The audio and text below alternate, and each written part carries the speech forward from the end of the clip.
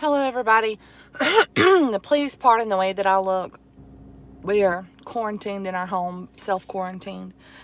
Um, I wanted to come today. Today is March 23rd, 2020, to share with y'all a dream. I've tried to record this a couple of times and upload it on here, and it wouldn't do it. But I'm gonna try to do that now. So February the 24th, I had a dream, and in this dream, I was riding around in a car. It was evening, almost nightfall, with a white-haired Jewish man. I knew he was a Jewish man, and I knew he had white hair. He was driving the car that we were in, and it was me and him. And all of a sudden, this girl shows up in the backseat of the car, and she's in labor, and she gives birth to a child, which my youngest son showed up, and he was there, and he delivered the child. So he gave the child to me, and then he disappears. Or maybe he would, maybe, no, I take that back. Maybe he was with us kind of in the background, He gave the child to me, and I wiped the child off, and the child was wrapped in my bosom right through here and clinging to me for dear life. So we get out of the car, we pull up to this house, and we get out of the car and walk up the steps, and we knock on the door.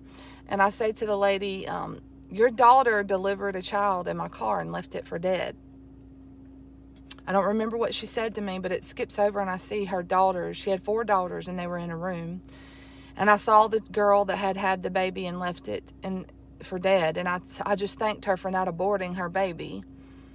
And then I saw her sister, and her sister held twins in her arms. Then we go into conversation with this mother of the girls. I don't remember what was said. I guess it wasn't important. And suddenly we end up in their backyard. And as we're walking, it wasn't dark then. It was more like twilight, maybe. Suddenly it starts raining hailstones of ice as big as boulders. And we're running, and we get underneath this carport thing for cover. It didn't come through the carport. And I looked on the ground, and a huge rock was split in half, and there laid a scroll, like an old ancient scroll, and it had a red seal on it that had been broken. So I picked up the scroll, and I undo it, and I look, and everything's written in Hebrew. And then there was like another piece of paper behind it that was written in like it was written by a child, not the original that was in Hebrew. And suddenly 2 thieves show up, and they wanted the scroll. They came to steal the scroll. And I told them that they could not have the scroll. And I'm talking with these 2 thieves, and I tell them they cannot have the scroll. And that I asked a Jewish man beside me, I said, can you read Hebrew? He says, yes. I said, we need to read this scroll. And the thieves kept trying to take it. And I said, you're not getting the scroll. I said, we have got to let the Jewish man read the scroll, because he's the only one who can read it and know what it says. Because then I said out of my mouth, because the tribulation is near, and we need to know what is coming next.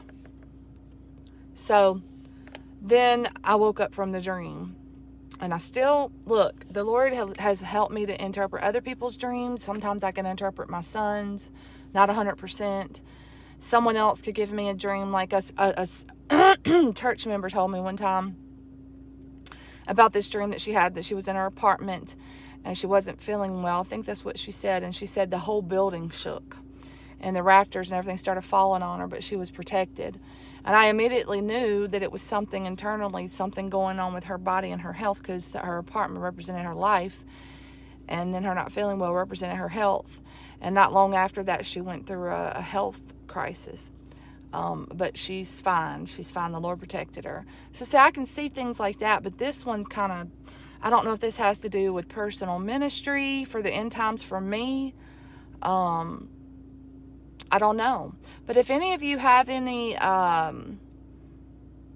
the Lord speaks to you about what this dream can mean, I would appreciate it. But what struck me was the scroll with the seal broken, a red seal broken off of it. And the only one that could read it was a Jewish man. It was something to do with Jesus, I believe, because he's from the line of the tribe of Judah, and the only one who's worthy to open the scrolls.